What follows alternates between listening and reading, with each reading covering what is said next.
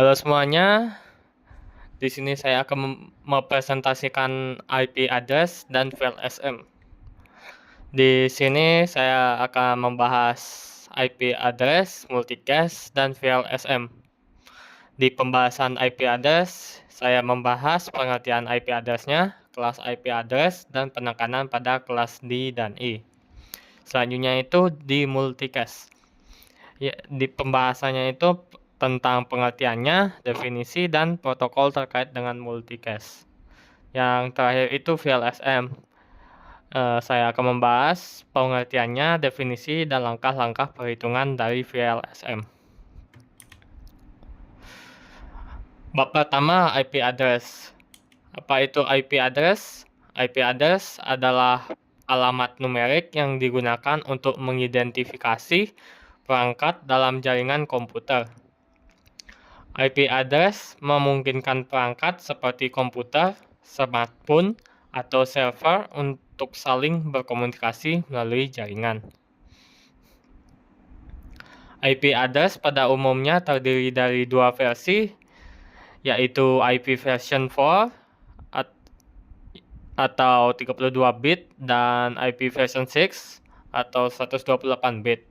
Namun pada umumnya yang digunakan saat ini adalah IP version 4. IP address juga terbagi dalam dua jenis, yaitu alamat alamat publik dan alamat privat. IP address juga dibagi menjadi 5 kelas utama, yaitu kelas A, B, C, D, dan E.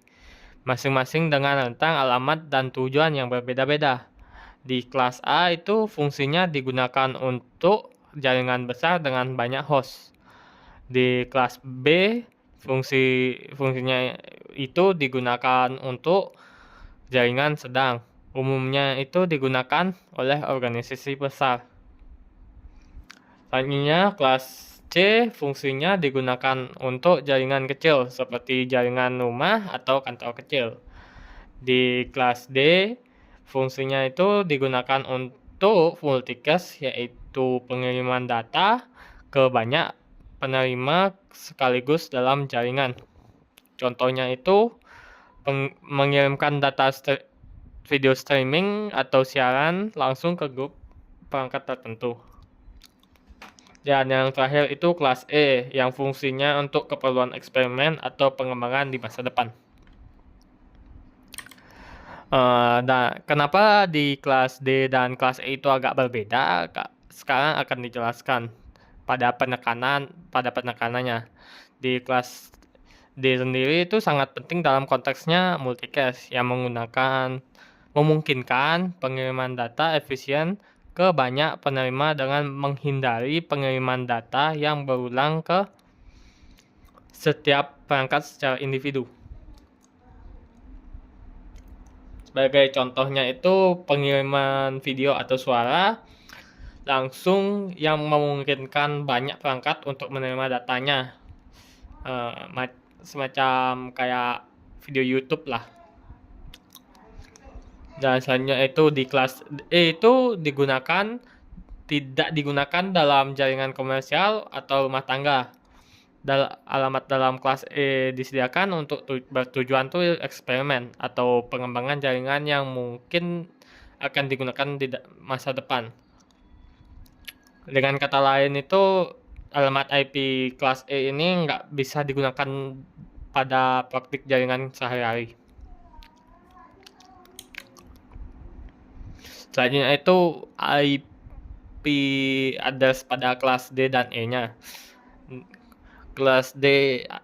Di kelas D IP address-nya untuk kegunaan multicast, yaitu alamat IP dalam kelas D ini digunakan khusus untuk multicast, yang berarti pengiriman data dari satu sumber ke banyak penerima dalam jaringan, bukan untuk mengidentifikasi perangkat secara individu itu seperti pada kelas A, B, dan C yang menggunakan unicast. Fungsi dan penggunaannya di multicast sendiri itu digunakan untuk aplikasi yang memerlukan pengiriman data ke banyak penerima secara bersamaan seperti streaming video, audio konferensi, dan pembaruan data perangkat. misalnya pembaruan perangkat lunak secara otomatis.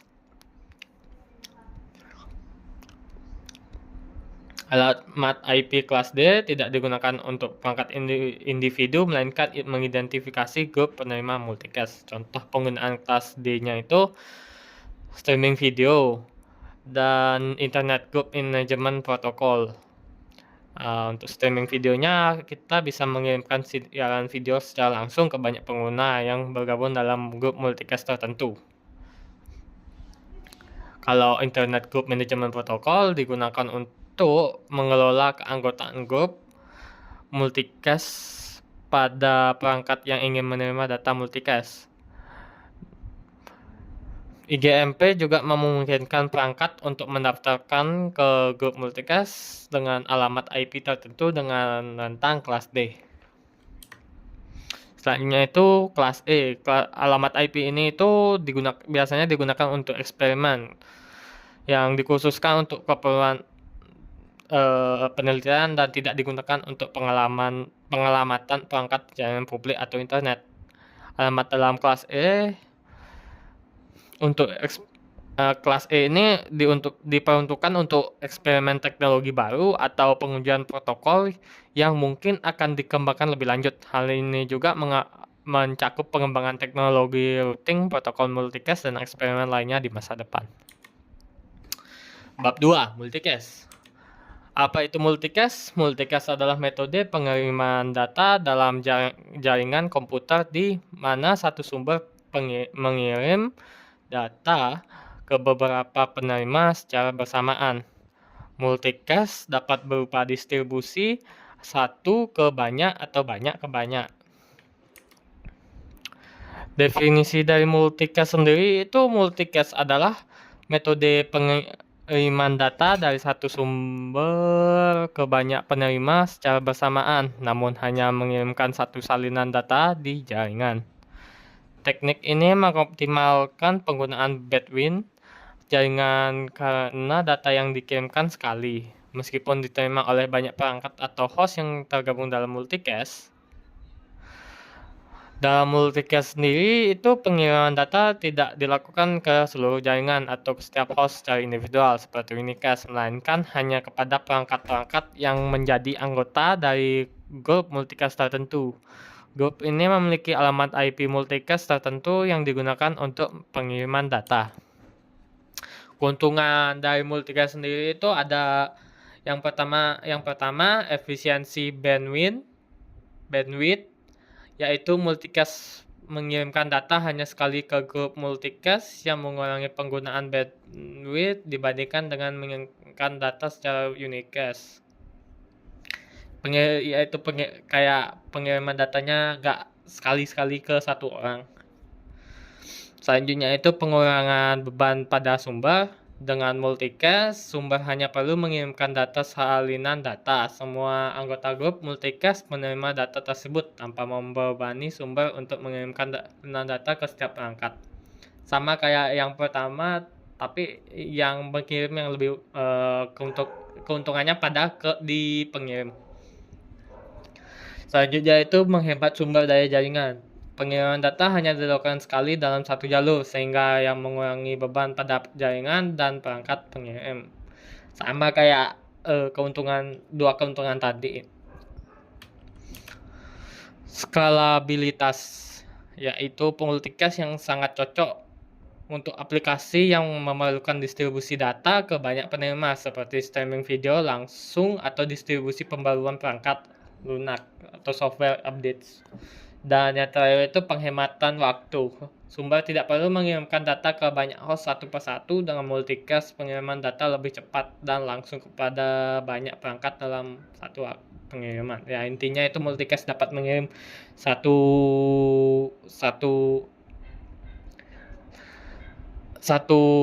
misal video itu ke semua perangkat tanpa perlu satu-satu ke perangkat lain. Selanjutnya itu protokol terkait multicast. Yang pertama itu Internet Group Management Protocol atau disingkat IGMP, yang fungsinya IGMP ini adalah protokol yang digunakan untuk mengelola keanggotaan grup multicast di jaringan berbasis IP. IGMP memungkinkan perangkat dalam jaringan untuk bergabung atau keluar dari grup multicast. Cara kerjanya, yaitu perangkat yang ingin menerima data multicast akan bergabung dengan grup multicast tertentu menggunakan IGMP. Selanjutnya router menggunakan IGMP untuk mengetahui perangkat mana yang ingin menerima data dari grup multicast tertentu. Dan yang terakhir IGMP bekerja di layer 3 atau network layer yang digunakan dalam IP version 4. Untuk IP version 6, protokol yang setara adalah MLD atau Multicast Listener Discovery. Selanjutnya yaitu PIM atau Protokol Independent Multicast. Fungsinya dari PIM adalah protokol routing yang digunakan untuk mengatur dan mengarahkan paket multicast melalui jaringan. Cara kerjanya yaitu PIM tidak bergantung pada protokol routing tertentu seperti OSPF atau RIP, sehingga disebut protokol independen. PIM digunakan untuk membuat dan mengelola tree atau pohon routing multicast yang menghubungkan sumber multicast dengan penerima. Ada dua jenis PIM di sini, yaitu PIM SM dan PIM DM. Di PIM SM atau sparse mode digunakan saat anggota grup multicast terdistribusi secara jarang di jaringan. Ini menggunakan third tree dan source tree untuk routing data multicast. Selanjutnya itu PIM DM dense mode yang digunakan saat hampir semua perangkat di jaringan membutuhkan data multicast. Routing dilakukan secara broadcast untuk setiap grup multicast. Oke, yang terakhir VLSM. Apa itu VLSM? Yaitu Variable Length Subnet Max, adalah teknik subnetting yang memungkinkan admin jaringan untuk mengalokasikan alamat IP secara efisien. VLSM sendiri menggunakan subnet max yang berbeda untuk setiap segmen jaringan. Definisi dari VLSM itu sendiri yaitu adalah teknik subnetting yang memungkinkan pengguna subnet max dengan panjang yang bervariasi dalam satu jaringan IP. Dengan VLSM, jaringan dapat dibagi menjadi subnet-subnet dengan ukuran yang berbeda-beda, sesuai kebutuhan host masing-masing subnet, sehingga memungkinkan alokasi alamat IP yang lebih efisien dibandingkan dengan subnet max tetap atau Fixed Length Subnet Masking atau VLSM. Keuntungan dari VLSM sendiri itu yaitu penghematan alamat IP, yaitu mengurangi pemborosan alamat IP dengan menyesuaikan subnet max berdasarkan jumlah host yang dibutuhkan di setiap subnet. Selanjutnya itu fleksibilitasnya, yang memungkinkan pembagian jaringan berdasarkan kebutuhan spesifik, seperti jaringan besar untuk server dan jaringan kecil untuk koneksi antar router. Selanjutnya itu efisiensi jaringan. Dengan alokasi yang efisien, alamat IP dapat dimanfaatkan dengan lebih baik, terutama pada jaringan yang menggunakan IP version 4 dengan jumlah alamat yang terbatas. Selanjutnya itu penggunaan optimal, yaitu mendukung desain hierarkis jaringan yang kompleks dengan berbagai ukuran subnet. Dan yang terakhir itu kompatibilitas dengan protokol routing, yaitu VLSM mendukung protokol routing yang berbasis classless seperti OSPF, ISIS, EIGRP, dan BGMP. Next itu langkah-langkah perhitungan VLSM-nya, yaitu yang pertama identifikasi kebutuhan hostnya yang ditentukan dari jumlah perangkat atau host dalam setiap subnet. Dan yang kedua itu urutkan subnet sesuai kebutuhan host, yang subnet dengan kebutuhan host terbesar dialokasikan terlebih dahulu, yang diikuti oleh yang lebih kecil. Yang ketiga itu hitung max subnet nya untuk setiap subnet yang menggunakan rumus 2 pangkat, terserah itu dipangkatkan berapa, yang lebih besar sama dengan kebutuhan host untuk menentukan jumlah bit host. Dan yang terakhir itu yang keempat, alokasikan uang alamat IP, mulai dengan network ID awal, hitung range IP, dan selanjutnya itu hitung range IP-nya untuk setiap subnet, termasuk alamat jaringan dan broadcast. Dan cara perhitungan dari VLSM ini di sini ada contoh soal, yaitu IP-nya itu 192.168.1.0/24, kebutuhan untuk 3 subnet, yaitu subnet A sama dengan 32, subnet B sama dengan 2, subnet C itu 8, seperti pada gambar. Karena subnet B itu tidak memiliki host, kita menggunakan koneksi antar routernya, yaitu 2. Dan untuk tentukan IP range-nya, broadcast-nya, dan subnet-nya. Karena di langkah-langkah tadi itu kita perlu menghitung subnet yang lebih besar, yaitu subnet A, yang kita tambahkan dengan 1 tambah 1. 1 ini kita dapatnya dari mana? Kita dapatnya dari broadcast dan gateway, kalau nggak salah. 32 tambah 1 tambah 1 itu sama dengan 34. Setelah itu kita menentukan yang mana lebih besar dengan cara mengpangkatkan 2 dengan dengan bit yang lebih besar, agar dia sama atau lebih besar. Misalnya di 34, ini 34, kita menggunakan 2 pangkat 6 agar mendapatkan 64 lebih besar dari 34. Jika kita menggunakan 2 pangkat 5 itu kita mendapatkan 32, yaitu 34 itu lebih besar daripada 32. Selanjutnya ini ada pada servernya 192.168.1.0. Karena kita sudah menghitung mana yang lebih besar, kita menggunakan yang ini, 64. Dan kita pindahkan ke 6, kita tukar 0 menggunakan 64. Namun karena broadcast dari server ini adalah 64, kita menggunakan 63. Dan selanjutnya kita menentukan subnetnya itu, karena subnet max ini itu menggunakan bit yang 256 seperti ini. Kita perlu pengurangan dengan hasil yang tadi, hasil 64 ini. 64 dikurang 256 sama dengan 192. Kita dapat subnet max-nya itu ini. Next-nya yaitu subnet C yang terkecil, host yang terkecil. Ini sama seperti tadi, yaitu ditambahkan 1 tambahkan 1 sama dengan 10. 8 tambah 2 itu sama dengan 10. Setelah itu kita menentukan yang mana menentukan besarnya bitnya. Di sini menggunakan 24, yaitu 16 yang lebih besar dari 10.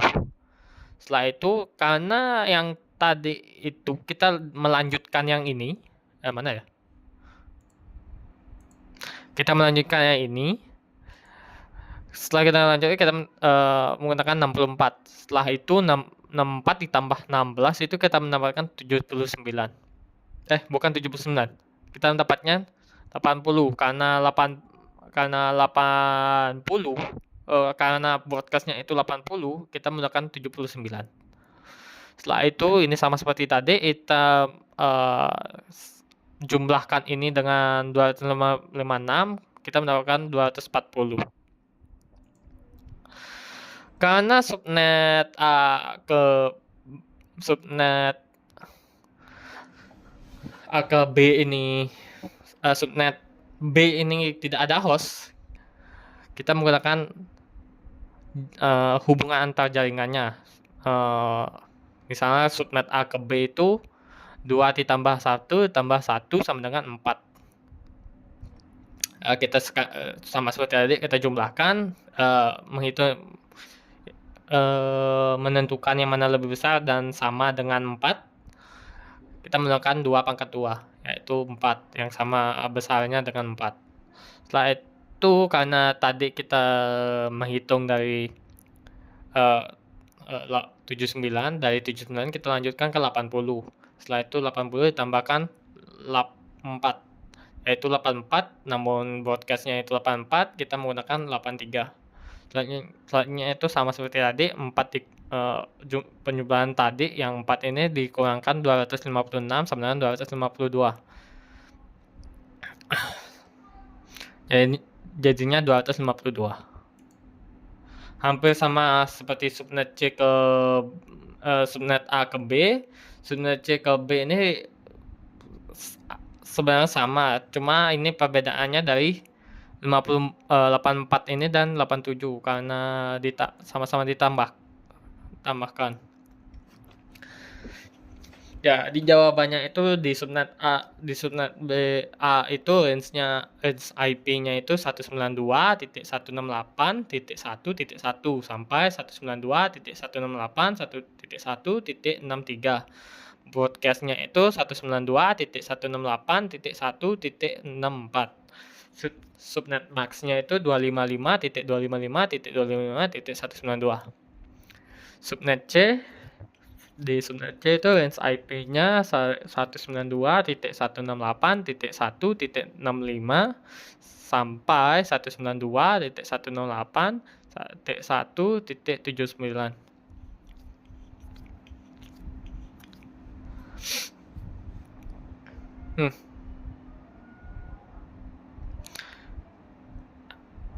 Dan broadcast-nya itu 192.108.1.80. Subnet max-nya itu 255.255.255.240. Ini perbedaannya itu pada range IP-nya dan broadcast-nya, yaitu